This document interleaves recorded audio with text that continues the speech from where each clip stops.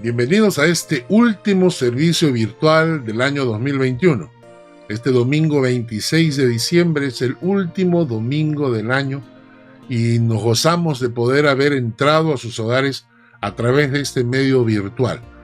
La pandemia, la cuarentena, el virus nos enseñó que habían otras formas para llegar a nuestros corazones con la palabra de Dios y hemos usado todos los recursos que teníamos a la mano para poder seguir predicando y enseñando la palabra.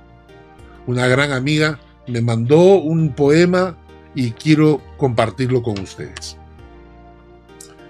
Que si nació hoy o que si nació ayer, que si nació aquí, que si nació allá, que si murió a los 33 o murió a los 36, que cuántos clavos, cuántos panes, cuántos pescados, que si eran reyes o que si eran magos, que si tenían hermanos o que si no tenía, que dónde está, que cuándo vuelve.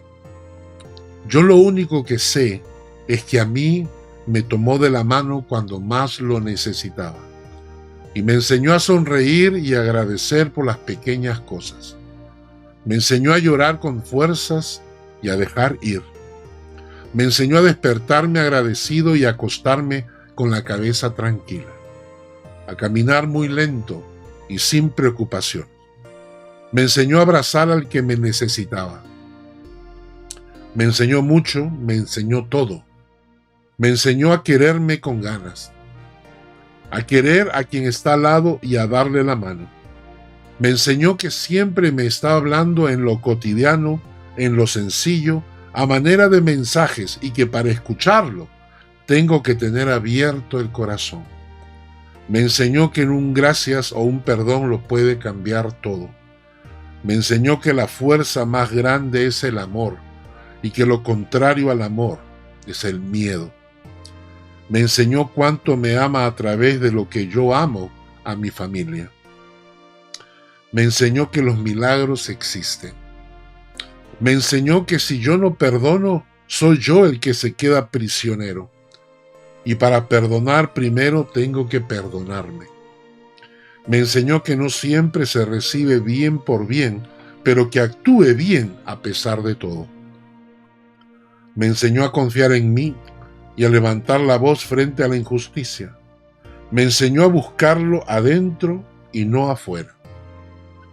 Me dejó que me aleje sin enojarse, que salga a conocer la vida, a equivocarme y aprender. Y me siguió cuidando y esperando. Me enseñó que solo vengo por un tiempo y solo ocupo un lugar pequeño. Y me pidió que sea feliz y viva en paz, que me esfuerce cada día en ser mejor y en compartir su luz conociendo mi sombra. Que disfrute, que goce, que ría, que llore y que valore, que Él siempre va a estar conmigo. Que aunque dude y tenga miedo, confíe, ya que esa es la fe, confiar en Él a pesar de mí. Gracias Jesús por estar en mi vida y enseñarme a vivirla. Precioso pensamiento, precioso poema, muy acorde con las fechas que estamos celebrando, porque nosotros venimos acá no a darnos regalitos, no a celebrar con la familia, nosotros venimos en estos días para honrar al Rey que se ha encarnado. Permítanme orar para empezar este servicio. Gracias Dios por este tiempo, por la palabra que vamos a escuchar. Gracias por tu enseñanza, gracias por tu bendición, gracias por el amor que nos has tenido durante todo este año. Gracias porque cuidaste de nosotros y ahora estamos acá celebrando tu nacimiento, tu encarnación. Permite que nuestros corazones siempre te alaben. Permite que nuestros corazones siempre te adoren. Y que en estas fechas el mundo vea que hay otra forma de celebrar la Navidad, poniéndote a ti en el centro de nuestros corazones. Gracias por el nombre de Jesús. Y amén y amén. Que Dios les bendiga y les guarde. Que Dios les dé un año maravillosamente bendecido. Que el Señor siempre esté a vuestro lado. Y ahora les invito a tener un tiempo de alabanza.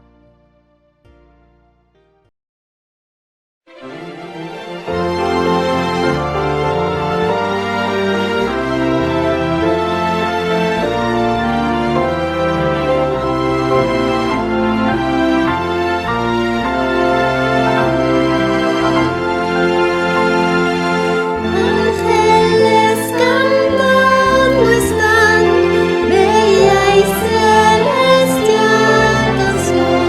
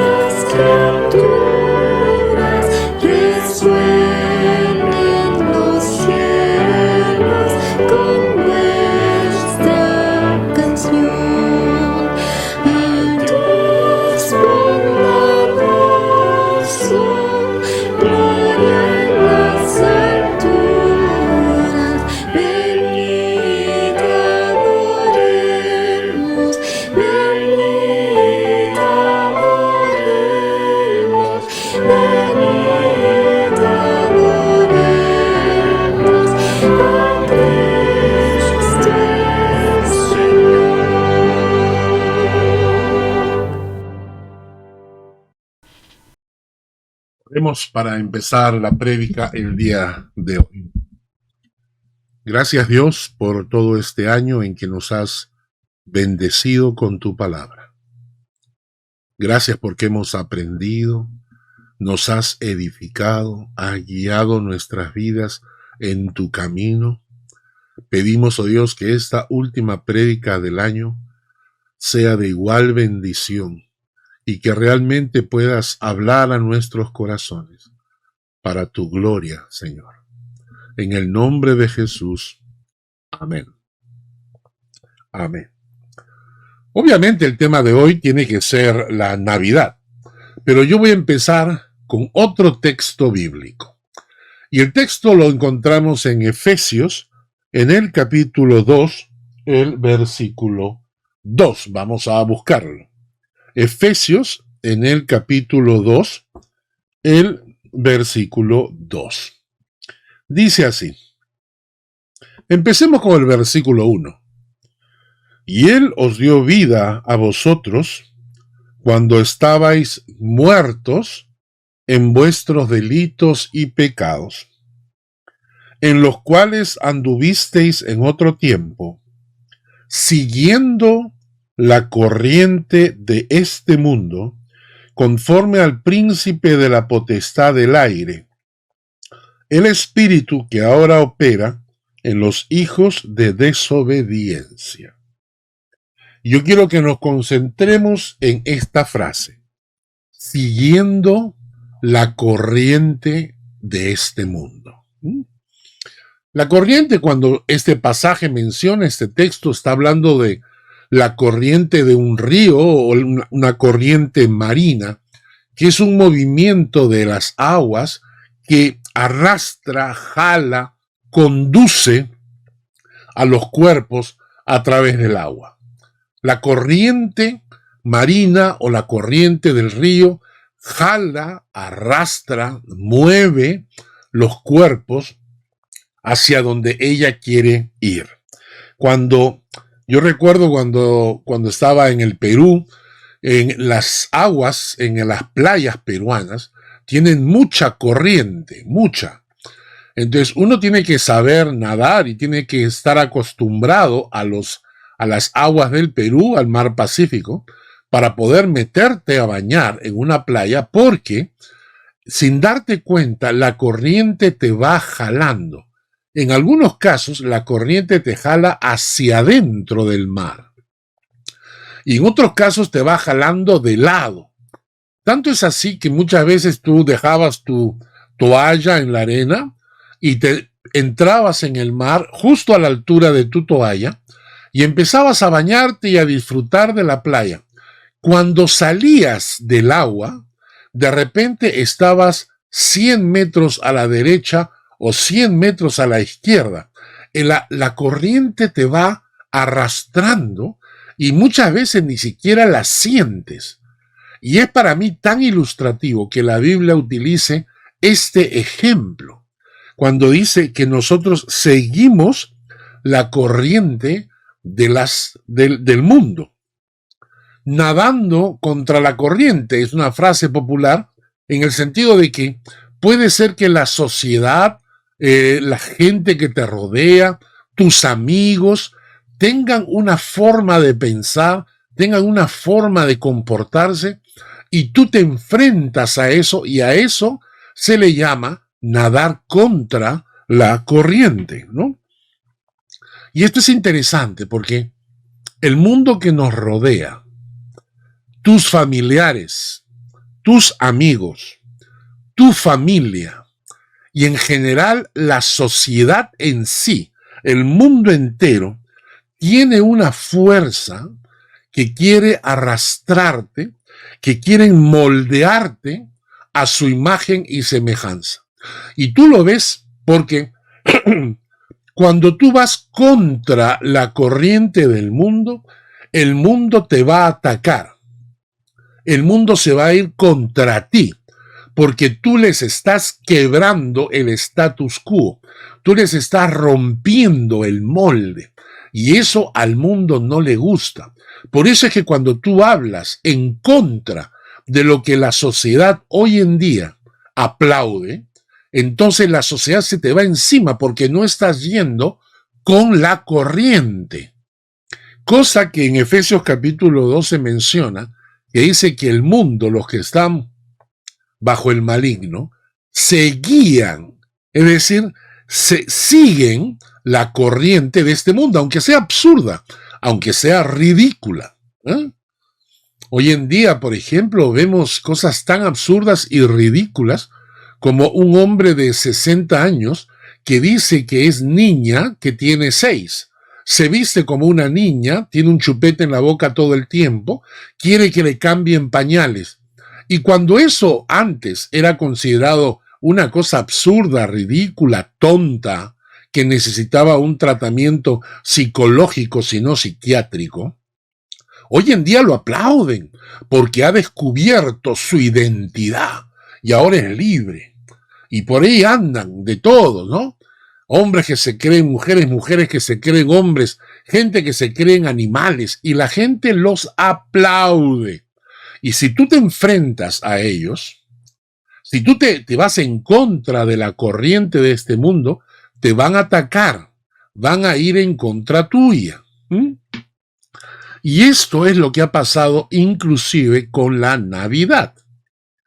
El mundo ha establecido un modelo de Navidad. ¿Producto de qué? Vamos a estudiar esto. Hace muchos años que los hombres dejaron de tener un encuentro personal con Jesucristo. A través de los siglos, la religión se convirtió en la norma de vida.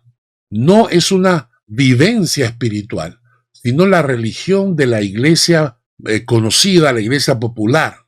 Y entonces la gente dejó de tener encuentro personal con Jesucristo y comenzó a vivir una religión.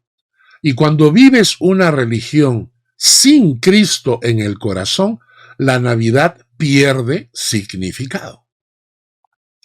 Porque la Navidad tiene que ver con un Salvador. Entonces, si tú no tienes un Salvador en tu alma, la Navidad pierde significado. Esto pasó con el mundo. El mundo, sus creencias religiosas, místicas, se alejaron de Dios. Y entonces la Navidad perdió significado. Y entonces, para seguir celebrando la Navidad, por este motivo de los regalitos, porque esto de los regalitos convirtió a la Navidad en algo muy comercial, comenzaron a añadir a la Navidad una serie de adornos que no son bíblicos, que ninguno de estos adornos estuvo presente en el momento en que Jesús nació. No había un pino lleno de bolas y luces de colores. Recordemos que el pino es un árbol de los países nórdicos y no de nuestros países latinos, los que vivimos debajo del Ecuador, ¿no? Entonces, para nosotros el pino es un árbol extraño. Nadie tiene un pino en su casa. Los pinos son de los países nórdicos. Papá Noel, que fue inventado por la Coca-Cola en el año 1931, y esto es cierto, Papá Noel fue inventado por la Coca-Cola en el año de 1931, por el equipo de marketing de la Coca-Cola. Ellos hicieron una publicidad y se basaron en un obispo de ahí, de una parte de Turquía, y dijeron que Papá Noel era la versión americana de este obispo. ¿Y qué pasó? Lo vistieron a Papá Noel con los colores de la Coca-Cola y dijeron que Papá Noel vivía en el Polo Norte, cerquita a los Estados Unidos, y que Papá Noel llevaba regalos a los niños.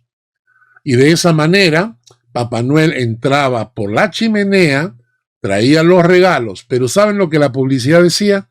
La publicidad decía que Papá Noel llegaba cansado y tenían que tenerle en un platito unas galletas navideñas y naturalmente una Coca-Cola.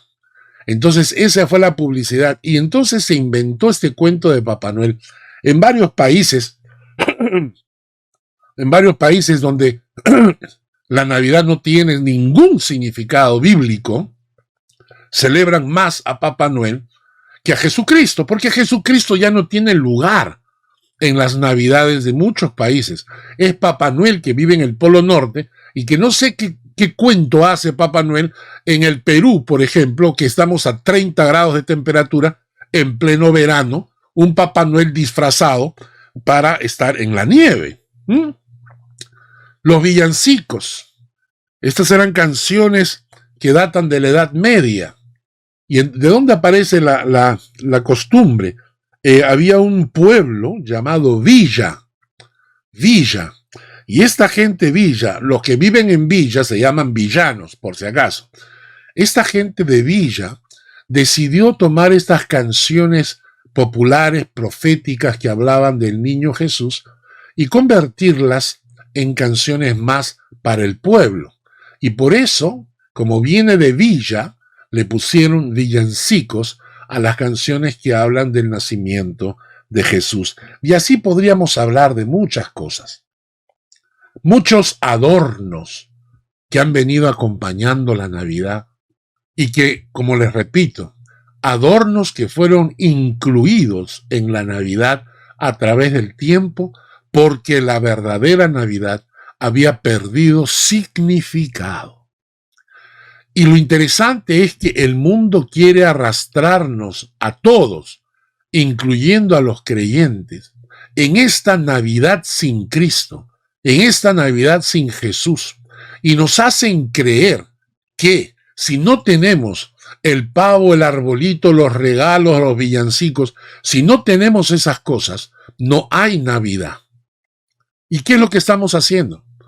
Mucha gente está siguiendo la corriente de este mundo. La pregunta es si tú te dejarás dirigir, amoldar o guiar por este mundo o vas a celebrar Navidad con el verdadero significado. ¿Cuál es el significado? Vamos a ver cuál es el significado. Empecemos hablando un poco de los evangelios. Hay básicamente dos evangelios que hablan del hecho histórico del nacimiento del Mesías, de la encarnación del Mesías, que son Lucas y Mateo. Lucas tiene más historias. Lucas empieza con la historia de Zacarías, el padre de Juan el Bautista, cómo el ángel se le aparece. Lucas nos va a hablar, por ejemplo, de el ángel Gabriel apareciéndose a María, diciendo que va a concebir del Espíritu Santo. Lucas nos va a hablar acerca del edicto de César Augusto.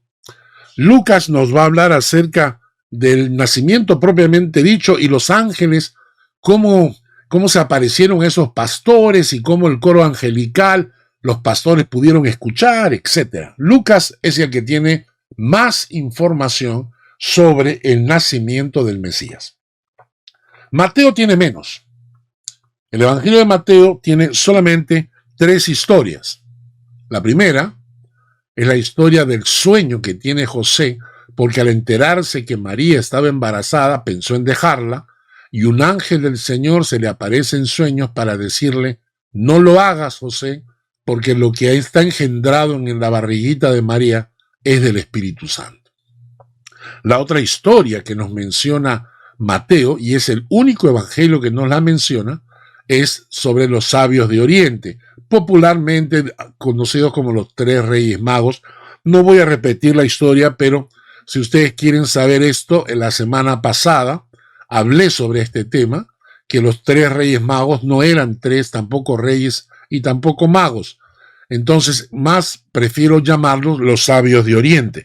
Esta historia de los sabios de Oriente y la estrella en el cielo está en Mateo. Y por último, la tercera historia que aparece en el Evangelio de Mateo es la matanza de los niños inocentes. Herodes había planeado que los sabios de Oriente regresaran a él para indicarle dónde había nacido el rey de los judíos para ir y matarlo. Pero como ellos fueron avisados para que se vayan y no le digan a Herodes dónde estaba Jesús, Herodes, en un acto de maldad, mandó matar a todos los niños menores de 2 años. al verse burlado en un ataque de ira y de venganza, mandó asesinar a todos los niños menores de 2 años que habían nacido en Belén en esas fechas, en la época. Y esta matanza de los niños inocentes se plasmó en un cuadro y es justamente lo que celebramos el 28 de diciembre, el Día de los Inocentes. A través de la historia, el Día de los Inocentes se convirtió en un día para hacer bromas, porque te decían, te hice inocente, te hice inocente. Pero la verdad es que el Día de los Inocentes, el nombre completo es la matanza de los niños inocentes. El Día de la matanza de los niños inocentes. Así que el 28 de diciembre, deje de celebrar y hacer bromas, porque en realidad nos recuerda un evento muy triste en la historia. El Evangelio de Marcos, Lucas tiene mucha información, Mateo tiene 3 historias, Marcos no lo cuenta. Marcos no cuenta la historia de la Navidad, a él no le interesa. A Marcos, que es el Evangelio de Pedro, en realidad va directamente a su ministerio. Empieza a hablar directamente sobre Jesús, sobre el ministerio de Juan el Bautista. A él no le interesa mucho el nacimiento de Jesús, sino la vida de Jesús. Pero Juan, el Evangelio de Juan, ese tiene una forma especial de enfrentar el nacimiento del Mesías. Y creo, a mi forma de ver, que el Evangelio de Juan es el más cercano al significado de la Navidad. El Evangelio de Juan empieza diciendo, en el principio era el verbo era con Dios y el verbo era Dios. Lo primero que quiere hacer notar Juan es que Jesús, antes de nacer, ya existía junto al Padre y junto al Espíritu Santo, en esa dimensión donde no existe ni tiempo ni espacio. Y entonces él dice, en el principio, antes de iniciarse el tiempo, antes de la creación, dice, en el principio estaba el verbo, que es una forma de hablar de Jesús. El verbo estaba con Dios y el verbo era Dios. Así que la primera cosa que quiere hacernos notar Juan es que Jesús existía antes de nacer. Y esto es importante, porque a diferencia de nosotros cuando somos engendrados, empieza nuestra vida. Pero la vida de Jesús empezó mucho tiempo antes de ser engendrado. Humanamente, él ya existía. Y Juan quiere hacernos notar eso. Juan no va a mencionar el establo, Juan no va a mencionar los angelitos, no va a mencionar a los pastores, no va a mencionar la estrella, no va a mencionar nada. Juan de arranque nomás se va hasta el principio. Dice, en el principio, el verbo, Jesucristo, estaba con Dios. El verbo estaba con Dios y el verbo era Dios.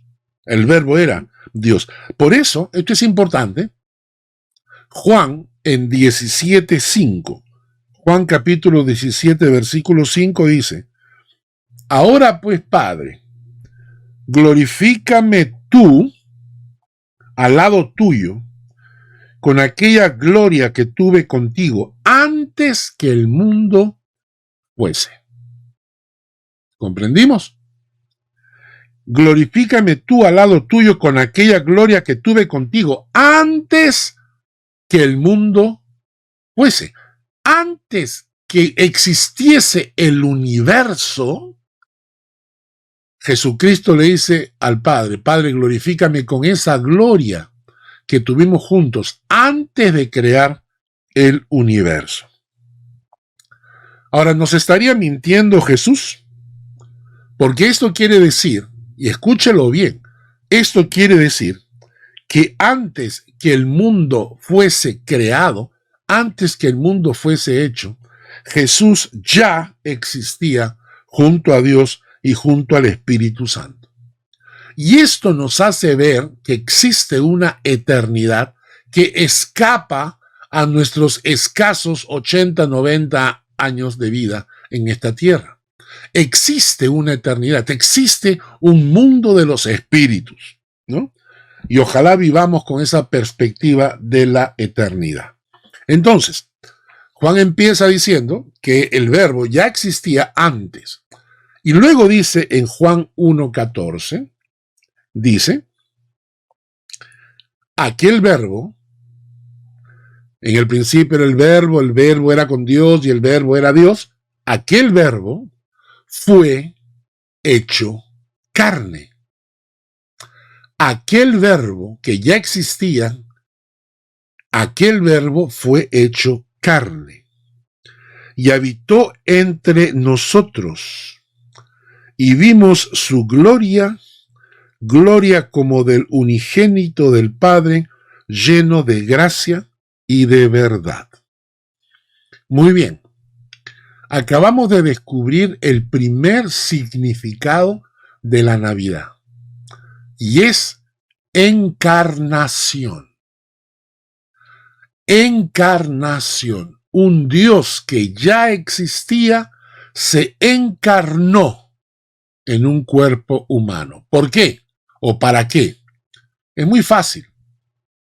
Si yo viera que en la tierra hay un panal de hormigas, ¿no? Y veo que está viniendo una aplanadora y que les va a destruir y va a matar a miles de hormigas, y yo quiero avisarles, ¿cómo hago? ¿Puedo gritarles? ¿Puedo ponerle cartelitos para que ellas entiendan? Claro que no. La mejor manera de avisarles del mal que se les viene encima es convirtiéndome en una hormiga y hablándoles en su idioma. Y eso es la encarnación. La encarnación es Dios tomando forma humana para traernos, lo que dice Juan, la gracia y la verdad de Dios. En el versículo 17, Juan 1:17 dice, pues la ley por medio de Moisés fue dada, pero la gracia y la verdad vinieron por medio de Jesucristo. La gracia y la verdad. La gracia de Dios a los pecadores y la verdad de Dios, ¿no? Ahora, ¿por qué la gracia de Dios a los pecadores? Porque el hombre en su poca ignorancia, ¿no? El hombre cree que puede descubrir el camino que lo lleve a Dios. Y entonces el hombre, con su velo en el rostro, con su ignorancia, con su ceguera, cree, inventa caminos para llegar a Dios. Y entonces el hombre comienza a decir, no, para llegar a Dios hay que la meditación trascendental. Para llegar a Dios, la filosofía hinduista. Para llegar a Dios hay que ser musulmán. Para llegar a Dios hay que ser religioso. Hay que hacer buenas obras. Hay que ser santo. Para llegar a Dios, todo eso son inventos. ¿Saben por qué? Porque el hombre es absolutamente pecador. Es como cuando tú te vas a la playa, una playa de arena, y tratas de limpiarte toda la arena posible. Jamás puedes. Si te pones a comer en la playa, por más limpio que quieras ser, alguna arena va a caer en tu comida. Lo mismo pasa con la maldad del hombre. La maldad del hombre nos mancha, nos ensucia por todos lados. Y por más que tú quieras limpiarte con buenas obras, no puedes lograrlo frente a un Dios absolutamente santo. Quizás tú digas, yo soy bueno, pero la verdad es que tienes que compararte con alguien. Probablemente te compares con algún vecino o algún familiar o alguna persona cercana que tú no consideres tan buena, ¿no? Es más, probablemente te compares con gente malvada. Tú dirás, yo soy bueno si me comparan con Hitler, yo soy bueno si me comparan con Stalin, yo soy bueno, ¿no? Pero, ¿y qué pasa si te comparas con Jesucristo? ¿Qué tan bueno eres? Y si no eres perfecto, ¿cómo piensas entrar a la presencia de Dios? No puedes, pues, porque Dios es absolutamente santo y cualquier mancha en tu alma, cualquier pecado, mentira, mal pensamiento, codicia que hayas tenido alguna vez en tu vida, te descalifica. Y por esa razón necesitamos de la gracia de Dios. Pero no solamente necesitamos de la gracia de Dios, sino necesitamos de la verdad de Dios. Repito, ¿cómo puede saber el hombre la verdad? ¿De dónde saca el hombre la verdad? Porque la inventa, porque se la cree. Yo he hablado con gente que realmente están convencidos de su verdad. Y me dicen, bueno, esta es mi verdad. ¿Y a quién le importa? Cuando tú dices, esta es mi verdad, ¿a quién le importa? ¿Crees tú que eso la convierte en la verdad? O sea, ¿crees tú que lo que tú dices es tu verdad? ¿Eso te justifica? Puedes pararte delante de un policía, te has cruzado la luz roja, el policía te va a poner una multa y tú le dices, no, a mí no me parece que me he cruzado la luz roja. Y el policía dice, bueno, no me interesa si a usted le parece o no le parece. Lo cierto es que se cruzó la luz roja, yo soy la ley y usted recibe la multa. Entonces necesitábamos no solamente la gracia de Dios, sino también necesitábamos la verdad de Dios. Necesitábamos que Dios enviara a alguien que nos trajera la verdad, la gracia y la verdad. Por eso Juan, capítulo 1, nos dice en el versículo 17, pues la ley por medio de Moisés fue dada, pero la gracia y la verdad vinieron por medio de Jesucristo. Y el versículo 18 dice, a Dios nadie le dio jamás el unigénito Hijo que está en el seno del Padre, Él le ha dado a conocer.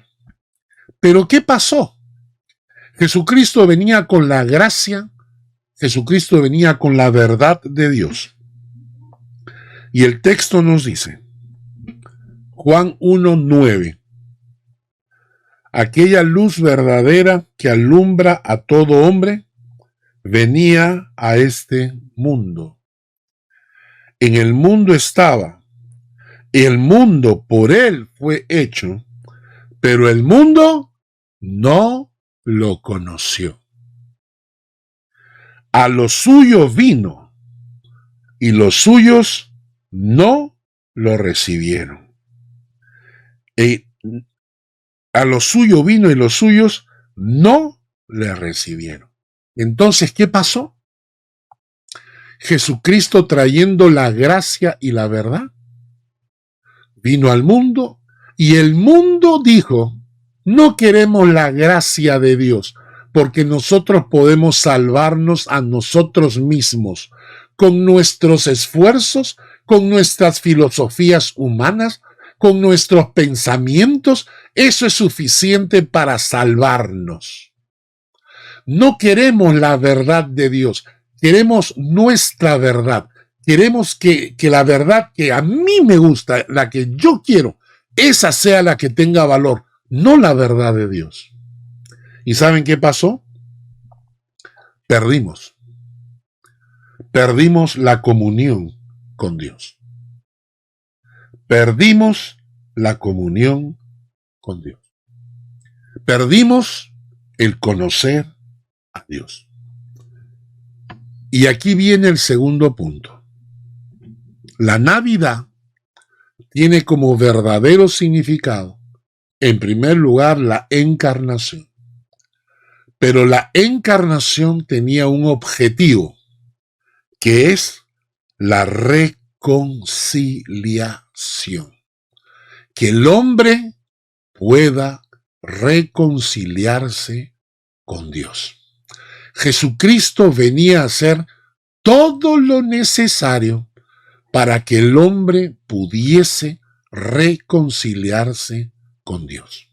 Le voy a pedir que leamos juntos el mismo Evangelio Juan, el capítulo 1, versículo 10 al 12, lo hemos leído. Dice así: en el mundo estaba, y el mundo por él fue hecho, pero el mundo no le conoció. A lo suyo vino, y los suyos no lo recibieron. Mas a todos los que lo recibieron y a los que creen en su nombre, les dio la potestad de ser hechos hijos de Dios. ¿Somos todos hijos de Dios? No. Este texto es clarísimo. Todos somos criaturas de Dios, pero para llegar a ser verdaderos hijos de Dios, debemos recibir y creer en Jesucristo. Recibirlo en nuestro corazón y creer que Él es el portador de la verdad. Creer que Jesucristo es el camino que me lleva a Dios. Creer que Él es la verdad y la vida que fue enviada por Dios. Entonces yo lo recibo en mi corazón y creo que Jesucristo es el Mesías enviado de Dios para salvarme. Y entonces yo, por medio de ese acto de recibirlo y de creer, paso a ser hijo de Dios, me convierto en hijo de Dios. Ocurre un milagro en mi alma y mi alma es transformada. De ser enemigo de Dios, llego a ser hijo de Dios. El texto de 2 de Corintios, capítulo 5. 2 de Corintios 5, versículos 17 al 20, dice lo siguiente: de modo que si alguno está en Cristo, nueva criatura es. Las cosas viejas pasaron. He aquí todas son hechas nuevas. Y todo esto proviene de Dios. Todo esto proviene de Dios. El hombre no se lo ganó. El hombre no lo puede alcanzar por su propio esfuerzo. Todo esto proviene de Dios, quien nos reconcilió consigo mismo por Cristo. Nos reconcilió consigo mismo por Cristo. El término reconciliar que aparece aquí en el hebreo significa pagar el precio necesario para que dos personas puedan reencontrarse. Pagar el precio necesario para que dos personas puedan reencontrarse. En el griego, el término significa recuperar una amistad perdida, renovar una amistad después de un periodo de desacuerdo, restituir una relación, volver a reunir dos partes en una relación que estaba rota. Reconciliación es la restauración de algo que se había roto, de la relación con Dios. Es interesante que la palabra reconciliar y restaurar en el griego es la misma. Reconciliar y restaurar. Como cuando tú encuentras una pieza, una herramienta, un mueble que está dañado, malogrado, viejo, lleno de polvo, y te pones a restaurarlo. Lo sacas pieza por pieza y luego pules cada pieza y la limas y lo arreglas hasta que al final restauras esa antigüedad. Eso es lo que hace Dios con nuestra relación con Él. Jesucristo vino a restaurar, a agarrar esa relación rota, malograda, sucia, perdida que teníamos y restaurarnos a una relación limpia con el Padre. Y no solamente eso, el texto, quiero que leamos, dice que no solamente Cristo vino para reconciliarnos con Dios, sino vino también y nos dio, dice el texto bíblico, en el versículo 18, y nos dio el ministerio de la reconciliación. Que Dios estaba en Cristo reconciliando consigo al mundo, no tomándoles en cuenta a los hombres sus pecados. Y nos encargó a nosotros la palabra de la reconciliación. Así que somos embajadores en nombre de Cristo, como si Dios rogase por medio de nosotros, os rogamos en nombre de Cristo, reconciliados con Dios. Entonces, ¿acaso la Navidad necesita de arbolitos? ¿Acaso la Navidad significa una reunión familiar para comer y tomar hasta morir? ¿Acaso la Navidad significa que vamos a tener regalitos entre nosotros? ¿Es eso la Navidad? Claro que no. ¿Es malo tener una reunión familiar? No, no lo es. ¿Pero ese es el significado? No, ese es el significado que le da el mundo a la Navidad. El mundo que quiere que nosotros lo sigamos, que sigamos la corriente de este mundo. Pero ese no es el significado de la Navidad. Y sería bueno que como creyentes rompiéramos esa esclavitud que tenemos al mundo y empecemos a celebrar la Navidad como debe ser. Porque la Navidad, el verdadero significado de la Navidad, empieza con la encarnación del Dios eterno que venía a este mundo para reconciliarnos por medio de su Hijo Jesucristo consigo mismo. Ese es el significado de la Navidad. Cualquier otra cosa que usted celebre en la Navidad es libre de hacerlo. Pero si usted no celebra la Navidad así, usted no está entendiendo el verdadero significado. Usted no está comprendiendo. Y además, no solamente es encarnación y reconciliación, pero sobre todo es salvación. Porque cuando nosotros nos reconciliamos con Dios, ¿sabes qué ocurre? Dios nos salva. Viene salvación a tu alma. Efesios capítulo 2, versículos 4 al 9. Efesios capítulo 2, versículo 4 al 9. Pero Dios, que es rico en misericordia, por su gran amor con que nos amó, aun estando muertos en pecados, nos dio vida juntamente con Cristo.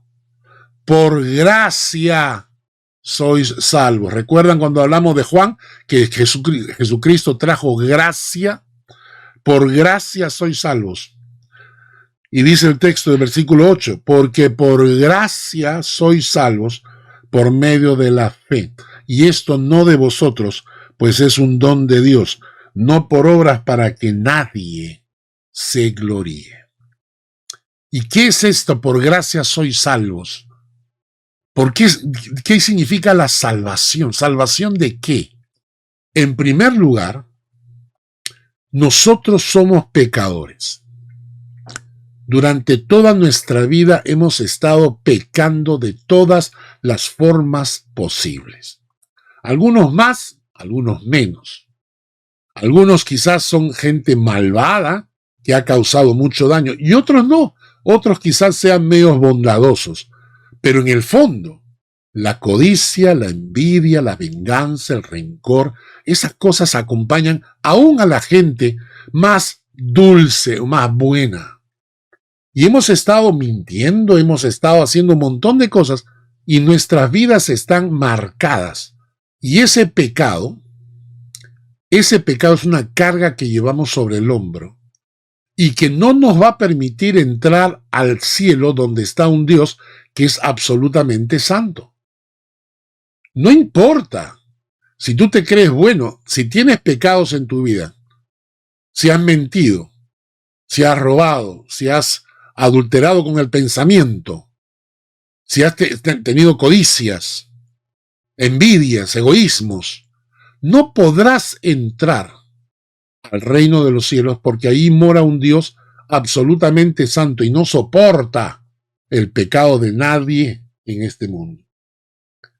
Y entonces, ¿qué va a pasar con esa gente? Si no tiene salvación, si no puede entrar al reino de los cielos, tiene condenación. Pero cuando yo me reconcilio con Dios por medio de Jesucristo, ¿sabes lo que hace Jesús?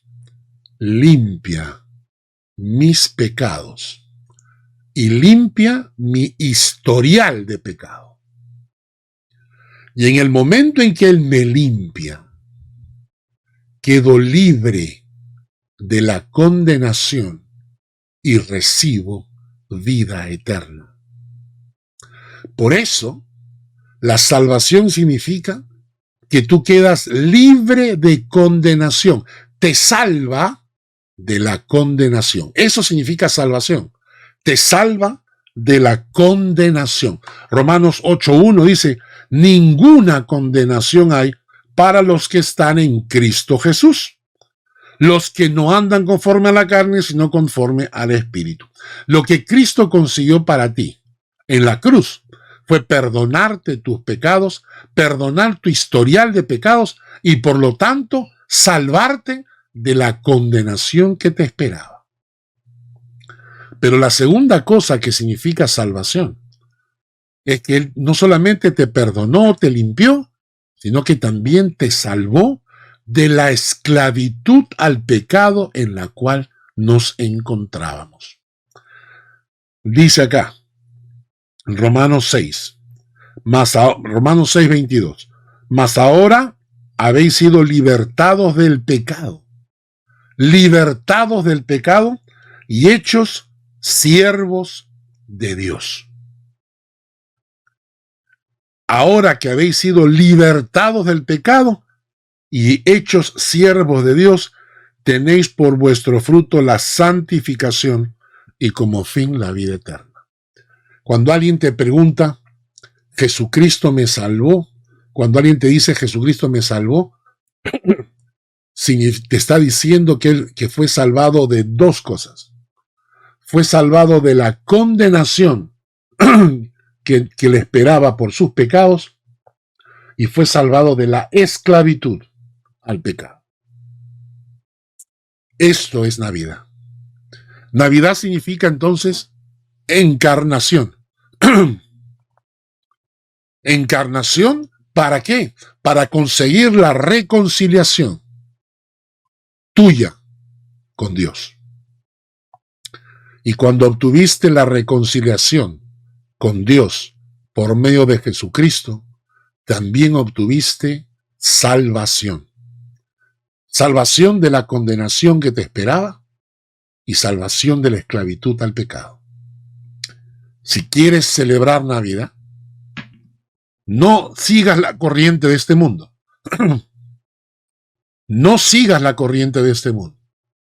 Dile al mundo que tú eres un hijo de Dios. Que para ti la Navidad significa encarnación, reconciliación y salvación. Voy terminando. ¿Es malo entonces reunirnos con la familia? No. ¿Te gusta tener un arbolito de Navidad lleno de luces en casa? Pues tenlo. Si no tienes un arbolito, pon una palmera, pues también. Si te quieres celebrar una cena de Navidad con la familia, celébrala. Pero nunca dejes que el mundo te arrastre en su corriente, haciéndote creer que la Navidad son esas cosas, que la Navidad son esos adornitos que ellos tuvieron que ponerle a la Navidad porque su Navidad no tenía significado. Que en tu corazón se celebre la verdadera Navidad, que estamos celebrando el nacimiento, la encarnación del Mesías, que venía a morir en la cruz para reconciliarnos con Dios y obtener para nosotros salvación y vida eterna. Y que ese sea tu motivo de celebrar. Así que en esta fiesta, cántale, adóralo y que Él sea el centro. Todo lo demás son adornos que el mundo nos quiere imponer. Pero tú libérate de eso y celebra Navidad como debes celebrar. Gracias, Padre, por este tiempo y por tu palabra. Permite que esto nos haya hablado al corazón. Oh Dios, gracias porque viniste a este mundo a encarnarte, a reconciliarnos, a salvarnos. Gracias, oh Dios, en Cristo. Que Dios les bendiga mucho este próximo año. Que el Señor derrame bendiciones y abra las ventanas de los cielos sobre cada uno de ustedes en cada uno de sus hogares. Les invito ahora a escuchar la canción típica de Navidad, Noche de Paz. Que Dios les guarde. El Señor te bendiga y te guarde. El Señor haga resplandecer su rostro sobre ti y tenga de ti misericordia. El Señor alce sobre ti su rostro y ponga en ti paz.